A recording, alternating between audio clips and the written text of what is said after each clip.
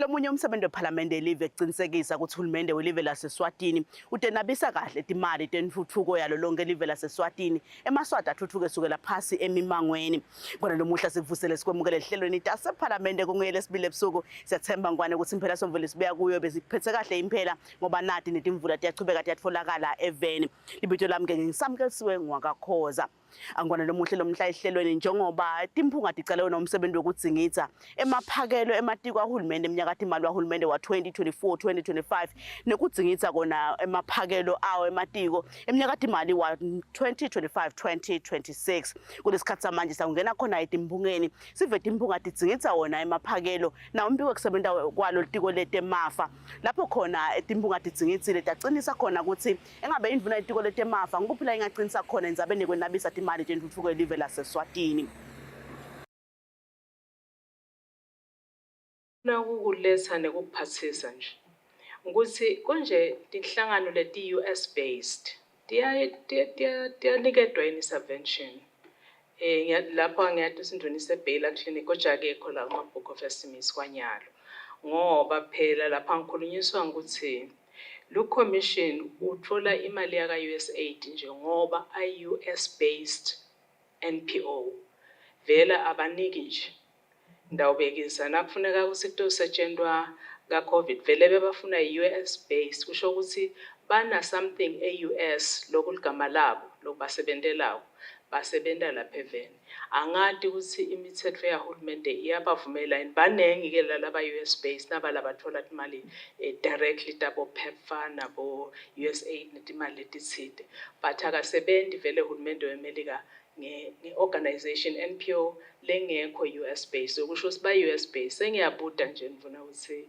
endvuneni ukuthi angisakhumbuli ukuthi konje umthetho welive yavuma yini noma vele ngoba phela nangabe kunjalo kusho ukuthi vele kulunga lo PPP angiboni ukuthi subvention ngendanjani ngoba they are US based banayo something US lebende kusiba khona ukuthola imali yaka PEPFAR directly nokuthola imali yaka USAID directly otherwise itholakala through lama US based agencies bona bayithola direct usho ukuthi ba register 11 usibasebende but head office yabo ise US kusho lokho nje ngiyabuda ukuthi njengoba sebabuka letinye indlela ngabe vele emthethweni nasetindleleni zokusebenza kuyavumeka ngiyaphathisa njengoba ngadi ngiyabuda ngibuda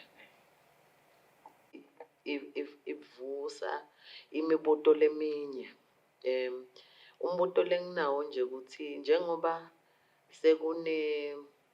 sekunale nkinga lendeke kulama US based organizations it does appear that there might be more requests from this entity. I think from what the submissions that the honorable senators have made, it does appear that there is a possibility that more money will be required by this entity. Induna is a God-fearing man. Ngichonga niloko ngisho ngoba ko onke ema-budget statements induna iyaye isinikele ivesi leyayisiphelona encwadzini yaNkulunkulu. Ngithatha ke ukuthi induna abayibhaleli lamavesi itibhalela yona ngoba siyathi vele nepulpit yeminduna yaka finance. Ngibuka ngalawo mehlo ke mina induna ukuthi as a God-fearing man he's doing right by this nation, especially because ihenglisha ipersonally velonke induna yaka finance and iyalati ivla uNkulunkulu indvuna athi lithiteni ngaloko. Sengikusho lokho sihlalo. Ngicela ukuthi ngibude la indvuneni ngoba bengithi la ku preamble yayo induna ngoba umbiko ngithatha ukuthi wabhaleka singakehli lesigigaba lesesehlele litiko letempilo nelivela kangwane ku executive decision le yendiwe ngumengameli of the free world lengisho tonayitolo ku Minister Health ukuthi sithi nasibuka ibudget yakhe Minister Health sikhande ukuthi almost half of his budget iqhamuka kulolo sito namhla lo solugamuke ekhaya. Bengithi ke namhla induna itawuveta sihlalo ngokuthi what is the contingency plan letawubhekana nalesimo lesesikusonyalo. Mina nje ngitele lokho longivuke ekuseni kangaka ngitowubuta lokho kuMinister Finance ngijakene futhi ngikhanze ipreamble ngithi kumbuta ukufaka lokho ukuthi what's the plan as we speak silive ngoba sehlakalo lesikhulu lesi etehlakalweni letikhona eveninyalo given ukuthi kutawu affecteka kungena kwemaphilisi lalekelela labalwa neligciwane le-HIV ku affecteka amaphilisi lalekelela imalaria eveni ku affecteke i-TB kunengi sihlalo. So nawo kubuka lokho kusitshela ukuthi nyalo emaswati lebese sende iprogress lengaka sisengotini ekubuyela emuva kuphinde kubuyele kulesa sigaba lebese kungwatshwa ngaso kungwatshwa nasemkhathini weliviki bantu babulawa kugula lokulashwa nginamaphilisi lekungenteka nyalo kuthiwe asena ubesabathola. Ngitele leyo plan namuhla la sihlalo longivukile nje ngidobuta lokwenduneni ukuthi induna ithi kutawendiwa njani right now. Kwesibili ngifuna kubuta enduneni sihlalo ukuthi iyadini induna kokuthi nangilala lo mbiko wayo ungaskephi naso sithombe ukuthi ema-suppliers ahulumende laba thengisela hulumende emabhizinisi lamanengi emaswati la thengisela hulumende have gone under afile emabhizinisi emaswati abulawa kungabhadaleki ngesikhathi noma kungabhadaleki at all. Induna iyaconza yini ukuthi lokhu lengisho kuhamba kuhlanganise ngisho ama-suppliers emithi edibhedlela talapha kangwane. Angifuni kuze ngiwabale uyawadi induna manengi ema-suppliers ema-drugs aleliveleli. Bonke uthi nawubalalela sikhulu isikhalo sekuthi i-Minister of Finance yenda kube almost impossible kusupplya emaphilisi noma ema-drugs on time. Lokho ngilo lokufaka letimpilo temaswati engcupheni sihlalo. Ndawuthi lokho ngilo lokubange kufa kunenge lesikubonile even. Lokho kusho ukuthi mina by my standards kuletimpilo temaswati letihambe prematurely kungakafiki isikhathi tihanjiswa kokuthi kude imithi even ibangwe yini imithi yangete yabakhona imithi ibangwe ukuthi ama-suppliers akakabhadaleki as far as I'm concerned ngoba phela nakathi ama-suppliers thina imithi ngasiyiletha ngesikhathi sibanjwe ukuthi lelitiko lela lisibhadali ngesikhathi sometimes ungabhadali at all. Now ngiyafuna ukuthi as a godly man induna ilungele yini to stand by that ukuthi cha litiko lakhe lenda kahle laba bayateka lide nje yona yenda kahle njengoba ushito minister itolo minister health wathi kude sivumelwana nangimbuta athi kuwena TLC sivumelwano yini wathi ke minister health kude kunetichagogwana nje here and there kwetivumelwanyanyana ngala nangala but khona lesisayilungisa i-agreement lesicabanga ukuthi next week itawube iphumile kusho Minister Health itolo. Ngithi ke in light of that i-house lekungiyona ingcomelo ukuthi akwendekela ama-amendments lawa kuthathwe le mali yesakhiwo sePhalamende iye ka-TLC bekusentshentiswa ini before ngoba bekude lesivumelwano ngikhathi athi minister sithaba khona kule viki lelitako beyiphuma njani iphole mali wake wakubona yini ukuthi kuyendiwa lokho minister noma wake wakubona kwendeka yini anywhere else ukuthi kungaphuma imali yahulumende ngaphandle kwesivumelwano.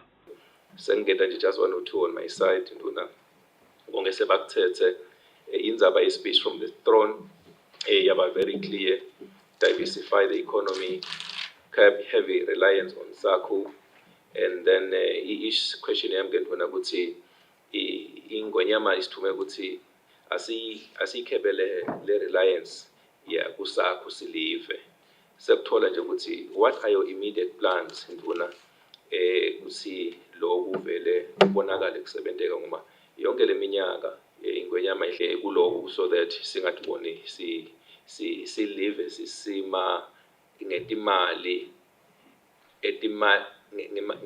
ngemathuba ekuthola imali lelincike kakhulu kulabanye bantu labangasibo balaveni. So nakulo nje lokusho umntwana kwesincengcenge ukhulume nge-free world kuyasifundisa ukuthi mbambamba nganye ilanga kuyahamba nalesakho isiphinde sihlolele imihlolo siyoshonaphi sikhala ngaloku kwalapha siyoshonaphi. So what are your plans, Honorable Minister?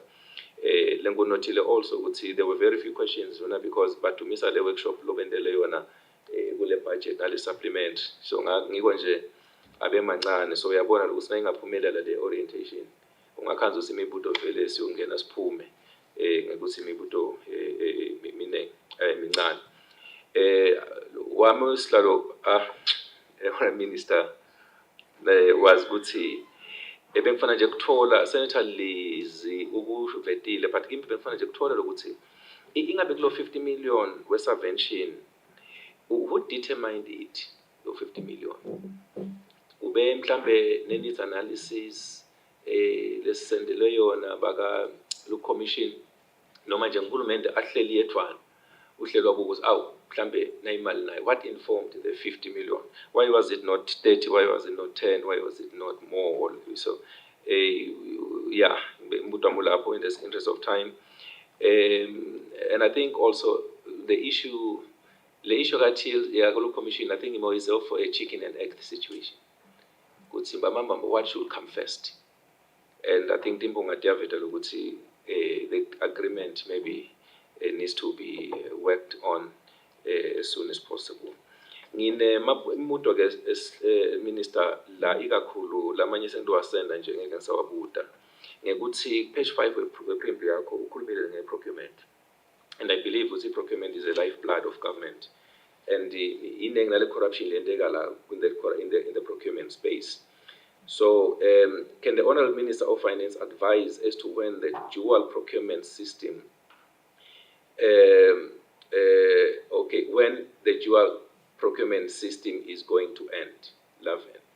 This has been noted in a number of studies, including the recently completed methodology for assessing the procurement system, is MAP survey. It has been pointed out that one of the main reasons that promote the non-functioning of the public procurement system is the existence of the Ministry of Finance procurement for the government ministries and procurement system by SPPRA. Tenders in the country are advertised through the government website, which most of the time are down, and tenders are advertised also through the SPPRA website, which is looking more efficient. So why are the tenders not all advertised on one website? Even if they are advertised on the government website, why are the central government ministries' tenders not sent to the SPPRA website? Because incumbi labanye nje bebashayela outside the country bakhanze ukuthi bafuna ukuthendarisha kuhulumende ngiyabekisa babuka isite inye but bakhanze ukuthi lamanye amathenda akaphumi la aphume ngale, so i-levels akhona khona kuthola ama-bidders that are even more competitive. I also want to find out if the minister is satisfied that with over 95% of the matters that are raised by the Auditor General being procurement-related issues, would the minister then say that the regulator responsible for procurement is well-resourced to assist the stoppage airway stage and bid rigging and tender corruption in the country? Is a budget allocated to SPPRA at 16.5 million adequate, Honourable Minister? Can the Honourable Minister give timelines as to when the procurement legislation review is going to start, the different timelines during the process, and when it is anticipated to end? I think lalamanye sendo avele ngiwasende ku-Minister has written questions in the interest of time, because then 11 Honourable Minister satophenza achubeke asiphendulele. And grab and find and sort out. And so as much as it's embarrassing to say one can see this kind of thing going on, at the same time there's an element of pride knowing that as a ministry, like we did at Treasury the other day, you see at ERS every now and again, now we find at PEU, when corruption is found, It's dealt with, people are disciplined, people go to jail if corruption is found in the Ministry of Finance. What happened here cannot take place when IFMIS is running. So I do really believe that IFMIS is going to sort it out once and for all and really be able to curb, I think we'll never curb corruption 100%, but curb a huge amount of possible loopholes in the system. We then have questions, and if you find I skip a question, it's because I'll answer it later during other ones. You'll find that if by the end of my response I haven't asked, then maybe come forward, but I might, if you see me jumping a question of yours, it means that I'll respond to it holistically with another question.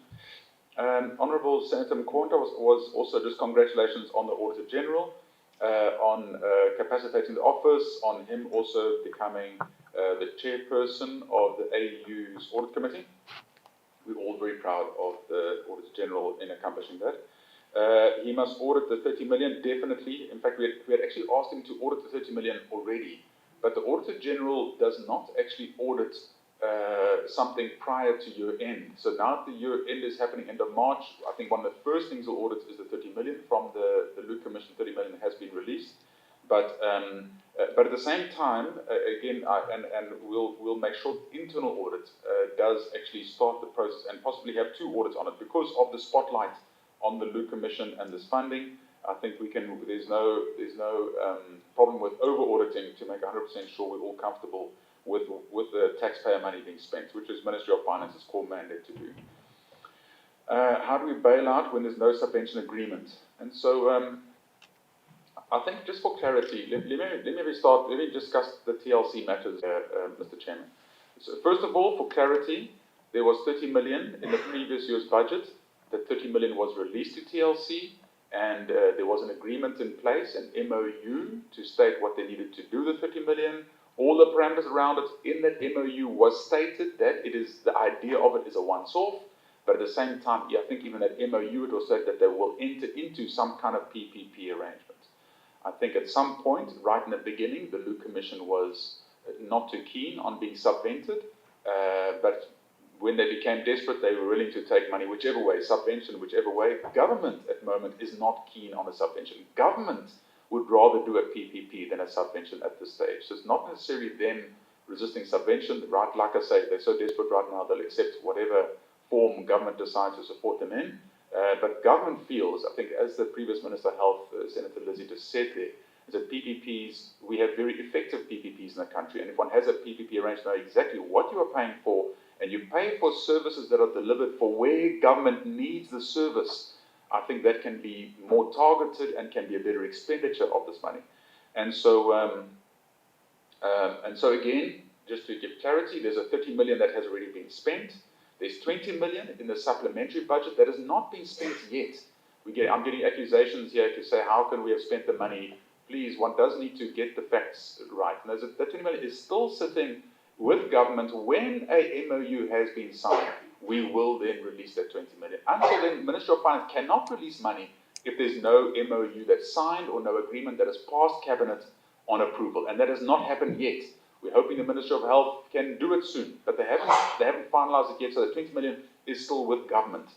There's then a 15 million in the main budget, which has been provided on Head 60, so that when this was already provided in the main appropriation budget, then there's an additional 15 million that the House of Assembly has now recommended to add into the appropriation budget, bringing the total up to 115 million of the total. But only 30 of that has been released, and the balance will wait for an agreement to be put in place with the Luke Commission so that one can have very clear clarity on what is being done there. And again, this is not the Ministry of Finance. We are purely the ones that are a support ministry. It's the Ministry of Health that will be putting that in place and making sure that the I's are dotted and the T's are crossed. Mr. Chairperson, Sam, at some point we did attempt to get a loan from a Brixton bank, if one recalls. It wasn't a concessional funding, it was commercial funding. And to be able to deal with arrears once and for all, that loan did not pass the full approval process. And so we did not end up getting it done. And we then still have a stock of arrears, which is very frustrating. If you think it's frustrating for suppliers or frustrating for someone else, I can promise you it's more frustrating for the Ministry of Finance. I myself handle calls every single day based on people wanting to know what they can do. And if you don't take the calls, if you don't speak to people, people get very frustrated. If you speak to them at least, They have an understanding. It helps the process, helps people to leave. So I can promise you, the Ministry of Finance is desperate to get the situation sorted out with our cash flow challenges. The plan is, and just to warn the committee, specifically finance, because we're going to be working quite hard in the next year, we've approached the World Bank for $100 million US. They have agreed they must all go to board, but it's passed the initial committees. We've approached African Development Bank for $50 million US. They've approved, it must all go to board. We've approached the OPEC fund for $50 million US. They've also agreed it must all go through their board. And then we are raising something on the Johannesburg Stock Exchange. Now, this funding that we are planning on getting here is going to, first of all, sort out the current year's gap we still have in the funding that we plan to raise for this year. It will then raise enough for next year's funding gap that we have in the budget. The budget up table is very clear. We need 2 billion emalangeni of funding from outside in loans to fund the budget that is being tabled.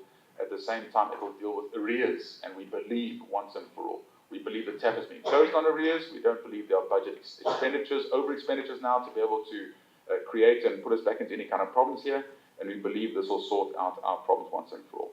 Unfortunately, it's probably only towards the end of June, maybe mid-July 2025, that these loans might make it all the way through, if they're approved through all the processes. I think the advantage, Mr. Chairman, is that these loans are all concessional funding. So unlike the previous one that came with commercial funding, this one is concessional funding, and we believe that it will really make a big difference in reducing our problems in our cash flow and dealing with it once and for all. We have touched on almost getting to 45% before, and as a country we have internally set a 45% limit on our debt to GDP ratio. We aim towards taking it below 40%, but we know we don't want to breach any kind of measures above 45%. In the SADC region, the recommendation is not to breach 60% of debt to GDP ratio.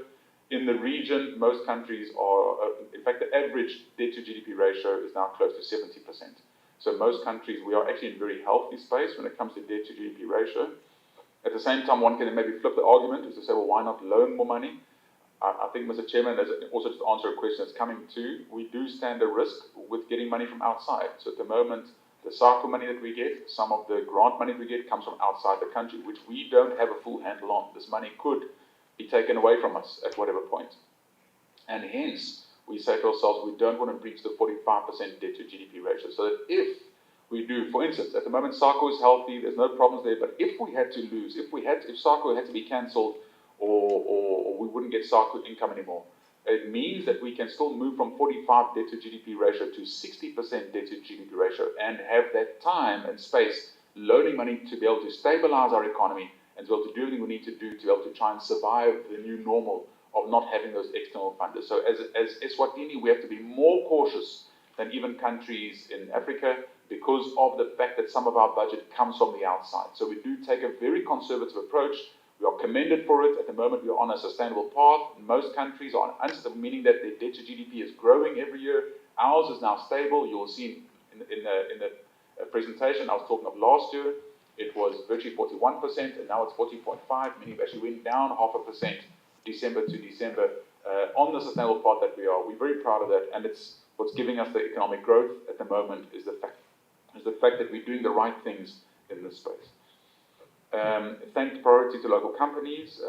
She's correct. At the moment, a lot of our expenditure is happening in the local space, and one can even at the moment it's caused a bit of problems. In fact, Mr. Chairman, at the moment, for instance, we've tried to move a lot of our medical purchases to domestic companies, and that has also caused some of the stresses that we are in.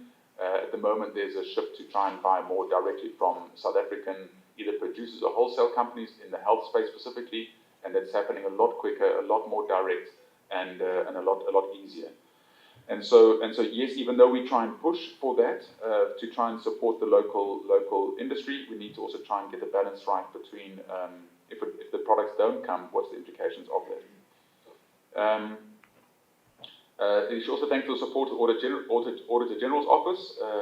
Correct, we're doing everything we can to try and make sure the Auditor General's Office is well staffed and be able to do their job with diligence and with a big enough team. Timelines on IFMIS. At the moment, there is a big team from Rwanda actually in Eswatini constantly. We have advisors, we have a whole team within finance working on this. We have our hands full at finance because we're busy changing procurement. We're doing too many things at the same time, to be honest. But IFMIS is moving along quite well. There's two what you call go live dates. The first one is in October, and the next one is in April 2026. October is when we move on to making the new budget and doing everything in the new IFMIS system. And then April 2026 is when the whole of the government system will actually be, now with the budget in, it'll be running on the new IFMIS system. So that's the timelines. We will still be having teams from Rwanda with us until 2028, because not only are they helping us to put in the system, but they're doing deep training, making sure that our program writers are very well skilled to be able to actually own this program and write our own programs as we need them into the future. At the same time, until 2028, what you call add the different modules onto it to make sure there's different elements that can come into IFMIS, so that even if you're registering a company, or whatever you're doing in government, that it's linked into the IFMIS system and it all kind of comes together. Also, thanks for the 9.3 million for Parliament, and again, I can't claim any thanks for that one. That really was the House of Assembly that added that 9.3 million in the budget. What about what the bill is all about? So I think what we need to understand is the ICC that we have, the International Conference Centre, has got an AU chamber. It's got a chamber that can seat 54 heads of state in a certain format, so that in Eswatini we can host AU meetings. Now, when we host AU meetings, heads of state then come to these AU meetings. When a head of state comes to a country, unlike someone you can just say, well, find a presidential suite in a hotel and to say, yeah, here's a fancy room and give that. Heads of state come with very strict protocols, with very strict security elements around them, their own security teams. And the moment you're saying security, you can stay there, president stay here, it just doesn't work for these heads of state. One actually needs purpose-built units. Like in fact, at the Royal Villas, Royal Villas was also built around this. Just as time goes on, we do need to look at that. So what we're saying is, at the Royal Villas, we have too few to accommodate this, so we do need more of these villas to be able to accommodate heads of state, where you have the head of state, his full security, his protocol, his delegate, all stay in one big house kind of thing, and then the heads then you have different ones where the different heads of state are staying, and it must be, obviously the quality must be nice, and it must be respectable, and so that's the idea of what we're doing there. We're trying to make sure that it's commercialized, so obviously when the heads of state come, it's vacated, but before that it can be used like Royal Villas to be able to have people stay, because we do believe when the ICC is running that there's going to be a huge pressure on accommodation, because we believe the conferences that will be taking place there, even just the intergovernmental conferences, will be needing a lot of accommodation, and those villas could be used for that purpose too. We then had questions from Honourable Chief Ngome in connection with how much exactly is going to TLC. I think I've explained that one to give an exact breakdown of what is going to them and what's coming and what's still planned to go to them. The fix up long lines of Treasury, we're working quite hard at that one, Mr. Chairperson. The lines of Treasury is not correct. In fact, if you go there now, you'll find that those lines are quite heavily reduced already. But what we are doing is we're actually transferring that function to ERS. So we are making sure that ERS is actually taking over all of the payment functions and the treasury functions of client interaction, because they've got online methods of doing it and ways of making sure that it's done digitally. It means that people don't need to come to lines at all.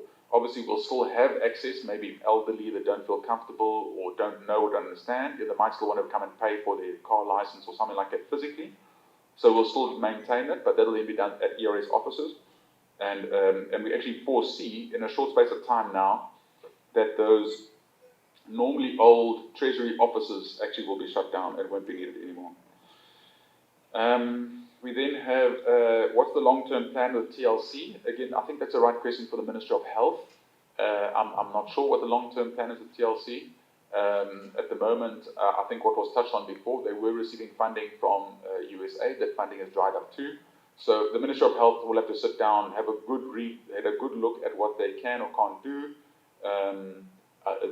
They have been talking about to say, listen, they should also have a good look to see what we spend on Palala, what could possibly move from, instead of Palala patients going outside the country, could TLC handle it, possibly of those, and make sure that the funding then is, is easier to handle from both sides. There should be a benefit for government and TLC if one can do that.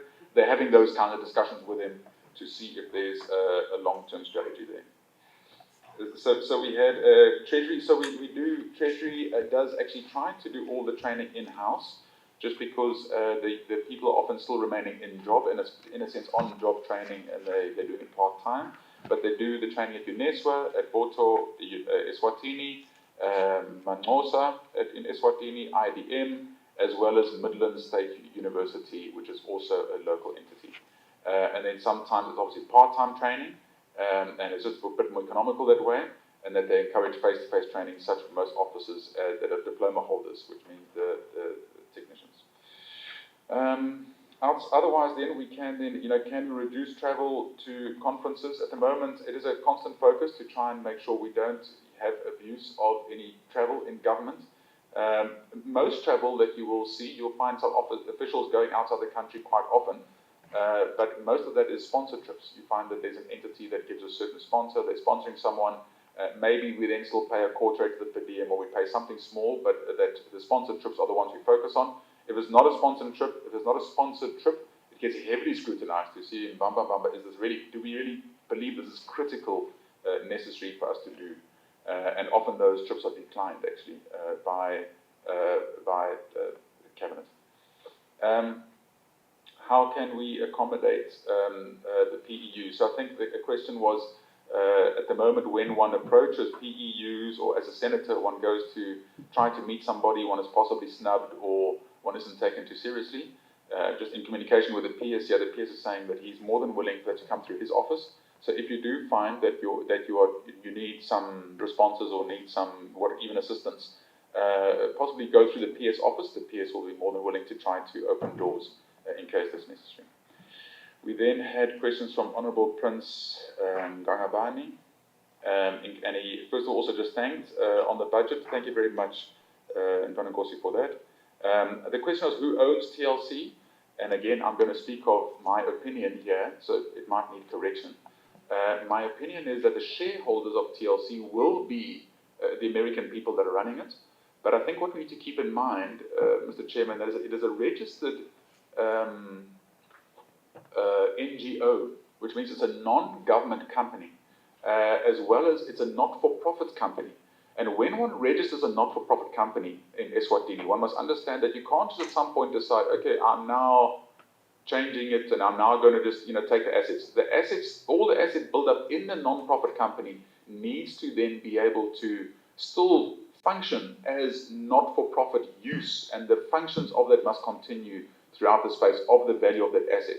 So just to let you understand that it is, if one has a fear to say one can just decide one day to take money out of it, it's not possible. Even auditors, as a government, the audited financials come to us. We look at it to make sure that it is even not-for-profit. We look at the financials to make sure that they're not doing something which is outside of not-for-profit entities. Otherwise, they need to get taxed on it, because not-for-profits don't pay company tax. They pay PAYE and VAT, but they don't pay company tax, and for that reason, it is a concession that the government gives a company to say, okay, we'll call you a not-for-profit, but that means, it's not-for-profit, and that you can't at some point yourself decide to turn this thing and now make a profit on it. You can start something else in another company, but you can't use that entity to change your mind on and all of a sudden decide to make it a for-profit company. The assets in that company are now not-for-profit use until those assets are either finished or reach the end of their term. We then have, will the Auditor General be independent? In a sense, if finance is naughty, how will finance be caught out if they're not independent? I think if one looks at the Auditor General's report, I think the majority of the report is reporting the Ministry of Finance, especially the Treasury Department, because the books are, at the moment we are with IFMIS, we're going to be able to align our set of accounts beautifully, and I do believe in a short space of time now we'll have very good set of accounts. But at the moment, our set of accounts are still based on very old software packages, and it means that there's constant misalignments. And a lot of the report, the AG, is reporting these misalignments. And so, and again, I often defend this position, is to say that if anyone can see any interference from the Ministry of Finance on the Auditor General's independence, please let us know. At the moment, whatever travel is requested, I sign off the travel, whatever requests come through, we try our best to assist.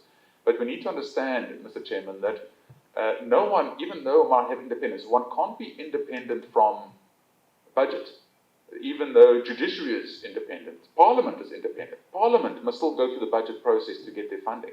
And so one feels like, well, the Auditor General must be independent, so he must have his own checkbook. No country works like that. You can't just say, well, we'll see at the end of the year how much money you spent and we'll try and pay for the bills. Everyone must have a budget. Everyone must, if you want to employ people, be it judiciary, everyone has to go through certain processes to do what they need to do. The fact they must go through those processes does not mean they're not independent. When it comes to the functionality of the entity, I believe the functionality is very independent, and we do our best to try and respect that. At the moment, there is draft legislation to possibly move the Auditor General's office from out of the Ministry of Finance to under Parliament. We're fine with it. We believe it'll be a very good place, because Auditor General really actually reports to Parliament in a certain way. So if he ultimately falls under Parliament, we're comfortable with that as a Ministry of Finance, and if there's, we'll then see how Parliament handles the independence of the Auditor General. But I'm saying, we believe as a Ministry of Finance, we're handling it as best we can, and we believe that they very much are independent. We then had questions from Senator Skombeni, just to explain the USAID shortfall. It's a very good question. At the moment, so we received the terrible news that USAID under PEPFAR is actually withdrawing funding from Eswatini, as they did across the world. Just for clarity, they have then come back to say that they will continue funding life-saving drugs, so the ARVs that they would, and there was, I thought it was a bigger number that they were giving us. It wasn't such a big number that we were getting from USAID on ARVs, but the ARVs they're giving us, they will continue with. They will continue with life-saving people that are involved in life-saving process. They'll continue paying those people, and things going on that are life-saving, they're going to continue with.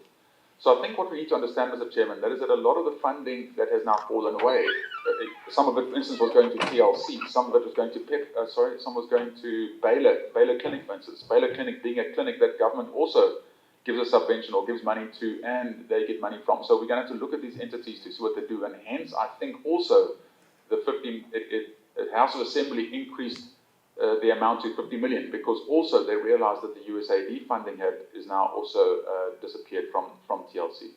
But otherwise, a lot of the money that we were getting that we're getting from USAID was actually for prevention, HIV prevention, and a lot of measures around research, a lot of measures around training within the ministry. And so as a government, we've been having meetings with different entities to try and work out where exactly is the criticalness. We're not going to be able to come to the party or be able to fill all the gaps that have been created, but where there are critical gaps that are opening up, we are considering those. At the same time, as we speak, USAID has not given us the final word. They've got a 90-day pause on it, so we're still not sure, because every now and again, they'll still come and say, okay, no, Bamba need this one, but this one is now going to be funded. So we're still in that uncertain space. When we are sure of exactly what's going on there, we'll see as government what we can do. In the meantime, we've done a lot of research on it, and we've got a good idea of what we need to do. As a government, we have now got a contingency fund in the budget. There's 350 million as a contingency fund, and we believe that in case there's any kind of crisis, we'll be able to do what we can do in the contingency fund. Another question was, are we following the government policies with TLC? And so, absolutely, we are following government policies with TLC. At the moment, unless there's an agreement or an MOU in place, as a Ministry of Finance, we don't release the money to them. So we are still waiting for the Ministry of Health to finalise whatever they're going to. And if they don't finalise an agreement, the money won't flow. As a Ministry of Finance, we are strict with the policies and procedures, and we believe that will be the case. Honourable Senator Lizzie Nkosi was asking about IFMIS. Will it decentralize payments? It definitely does. In fact, sorry, it doesn't necessarily decentralize payments. It decentralizes all the processes before payments, meaning that a ministry can actually kind of go through their own full tender process virtually. They do all the work themselves. They know exactly what's available, and once the payment is ready on the in the system, it will then go for final payment at Treasury. But keeping in mind, this is all virtual. It's not like there's any paperwork going or something. There's no paperwork in IFMIS. It's a digital system. Approvals need to be done on the system. If you need to look at anything, it's all on the system, and you can verify, and one can then move from there. So, but the whole idea is to decentralize, where we don't have, for instance, the tender board looking at everything, because again, because it will be a digital system, which the tender board always looks at: is there this paper there? Is that paper there? Is that paper there? If it's not there, it's not even. It doesn't get onto the system. So the fact that you have it already at that stage means it's fulfilled most of its tender obligations before it goes through. Workshop senators on the 50 million of TLC. Again, I'm not so sure Ministry of Finance is ideal to do that. I think that the Ministry of Health will be ideal to workshop senators on the Luke Commission. 50 million, where it's going to, what they're going to do, what PPP is being considered. We will be constantly briefing the team whatever you need to know around the payment, as I'm doing today, of this money. We'll be able to be open with you on and be able to declare whatever you need to declare. But the Ministry of Health is really the line ministry dealing with this on a daily basis. TLC not once been subvented. And so, yeah, I think I've clarified that, and that in the beginning there was something around them not wanting to, but it is now, it's actually government now not wanting, because otherwise we end up with strings of subvented entities, Mr. Chairman, and you find that you end up, you can't necessarily hold feet to fire like one would be able to with PPPs. With Fresenius, which provides the dialysis in Eswatini, you know exactly.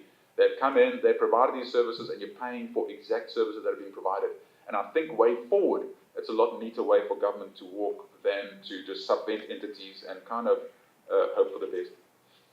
But then, how does the 50 million get budgeted without an agreement? I think we need to understand, and that is the reason why it's at head 60, Mr. Chairman. It's at head 60 because there isn't an agreement in place currently for the Luke Commission. But I think Parliament, or House of Assembly rather, felt strongly that there must be some budget provided, or more budget provided for them, because of the funding with USAID falling off, and for whatever reasons they decided, and it is now coming, and hence when they recommend it, we put it into head 60 because it is waiting for an agreement to be put in place.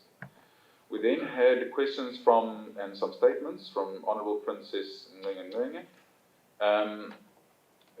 Contingency plan for USAID shortfall. I think I've touched on that one already, and Senator Kombeni's questions. Suppliers gone through non-payment. She then said, drug suppliers are frustrated, and she mentioned that the blood is on our hands of the Ministry of Finance. I take offence at that, Mr. Chairman. I think it's a very unfair statement to make. Number one, it was kind of pointed towards me. You were saying, Minister, you are saying that you are a godly man, but here, in a sense, you've got blood on your hands. I don't believe it's right to make statements like that, Mr. Chairman. Not in these kind of forums where it's now out there and nothing can take it back. But it's as a Ministry of Finance, we do everything that we can. You must understand, Mr. Chairman, the procurement process is not. It's legislation that has been passed. It's legislation passed by the House. It's legislation passed by Senate that we are implementing as the Ministry of Finance.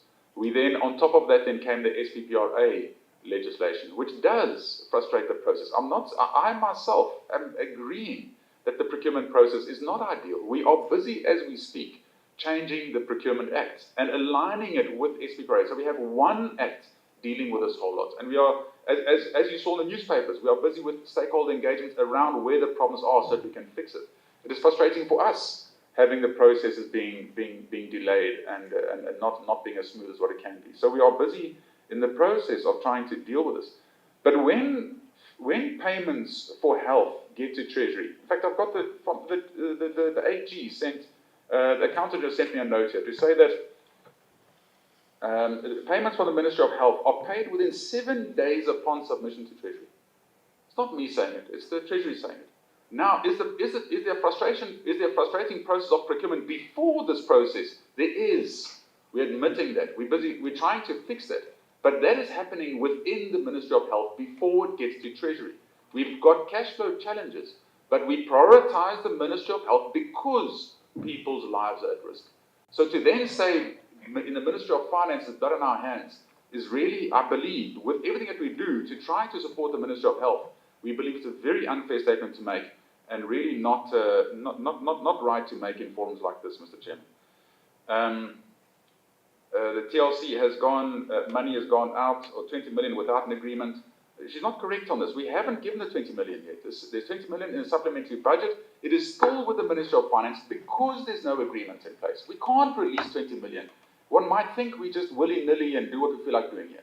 We follow the law at the Ministry of Finance. If the law's in place, which you have put in place, we follow that. The law says we can't release, we don't release. So to say we've released the 20 million without the proof, please provide the proof that it's being paid. We know it's not paid. So please, we ask, if we are saying that we are doing things outside of the law, or siyagang, or whatever we are saying here, please bring that so we can see it, because it's based on something which is not correct. There's challenges to read the scriptures. Again, I would ask Princess to read the scriptures too, around making blood on your hands statements. I believe also it's not right either way to do these kind of things from a biblical point of view. Honourable Madam President was asked a question on what are we doing to fix the Procurement Act. We're working on it very hard, Mr. Chairman, on the Procurement Act front. We are, like I say, in submission stage, we're working with Rwanda on this. The Rwanda team is working because we need to make sure that by the time we have the Procurement Act fixed, that procurement is tucked into the IFMA system, so that once you start the procurement process, it goes a straight through process right into purchase, right all the way to Treasury in one integrated system. So that's why we've decided to try our best to work with Rwanda on the procurement legislation too, so that we make sure the whole lot is seamless from beginning to end when we put it in. One of my main targets as a minister, I've got about 3.5 years left, and I'm desperate to make sure that IFMAS is in place, e-procurement is in place, the cash flow is fixed, that we have moved from a cash accounting to accrual accounting, and that we've done our SOE reforms. Those are my main 5 agendas until the time that I leave this office.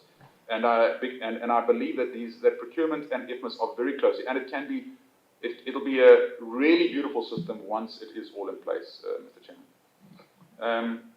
Mr. Chairman, you asked some questions. I think the reliance on SACU and USAID, I think I've touched on those, and that's why we try and keep our debt to where it is, Mr. Chairman, to really try and make sure that we don't put ourselves out there in risky territory. Many African countries are in terrible. I look at their numbers and I shiver, because you can't get out of a certain debt hole. When you're in a certain size of debt, to get out of that hole is almost impossible, and you have to go for IMF programs and really, really painful things. And so as a country, we really need to try and keep ourselves on this path we are, so that these risks that you are mentioning, if they do hit us, we can still cope with that shock if it does come our way. Now, who determined the 50 million for TLC? It's a good question. Initially, I think, and this is Parliament, obviously Parliament decided on the 50 million, it wasn't the Ministry of Finance. The Cabinet agreed on the 15 million, which they found in the budget. The 50 million came from House of Assembly. I think at first they were looking at a much smaller number, but when they realized that the USAID funding had also fallen off, they then added it to 50 million, which obviously doesn't even close half the gap, I think, of the USAID funding, but they lifted it to a limit that they felt one could afford. I think I've touched on SPPRA and tendering process is a bit of a double hit, and you are right, Mr. Chairman, it is. At the moment, these legislations were passed and put in place, and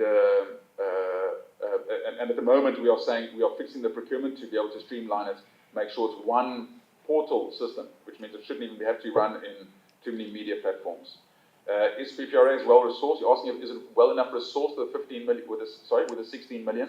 It is not. They do also charge entities. I think they charge the private sectors or parastatals that want to run with procurement, any kind of procurement that they want to run through them. They do charge them, and they get additional funding from that. Not much, but that does just augment their funding slightly. just to make sure that they are better resourced than with the 16 million. But we do believe they're okay. No one in government is perfectly resourced, Mr. Chairman. Everybody needs more money, and I think we need to be clear on that. We're not saying with a budget that we are giving anybody enough money. What we are saying is we believe this is the best balance with the money that we have across government.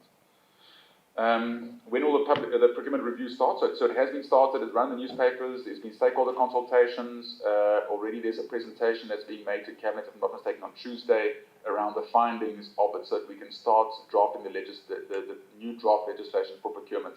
It'll be starting soon. Thank you, Mr. Chairman. If I've missed any questions, please help me.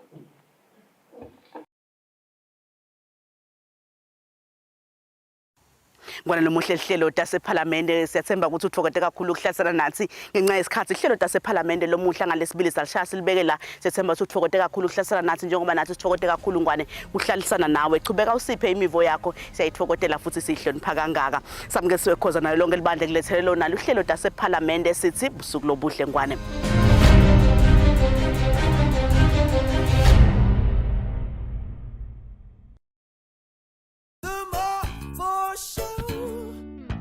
Shop millions in savings with Spar Rewards until 21 April. Get 3 kg Sunlight hand washing powder for $79.99 and save 25 emalangeni. Or Spar Long Life Milk 6-pack for $98.99 and save 30 emalangeni. Get the rewards card. Go, go, go, go, go! I need. When you choose your adventures, you do so with an open heart and a desire for the unexpected. You embark on journeys to discover new worlds, full of wonder. You choose a path to awaken your senses, to feel the rush of life overwhelm you, a world to make you look up and realize just how inspiring this life can be. You ask, and we give you the royal experience. Arrive and awaken your heart. Explore life in ways only thought possible in your dreams. There are but a few places on earth so special, so unique, and so spectacular, where it becomes the rite of passage for the ambitious travelers, the courageous souls, to all have the one and only royal experience. That day when you look deep into your heart and leap into an ancient world so very different from your own, where magic, beauty, and love are shared forever. Then you will have a royal experience. There is just one place on earth where the people make you feel a part of their kingdom, where you just might volunteer to awaken spirits, enrich minds, and work alongside communities to build, motivate, and inspire. This is truly the royal experience. When you dream of a different world, beyond the ordinary, beyond time, discover just how far you'll go to expand your understanding of life's greatest mysteries. There's just one place on this planet with so much to offer. Now is the time for you to have the royal experience.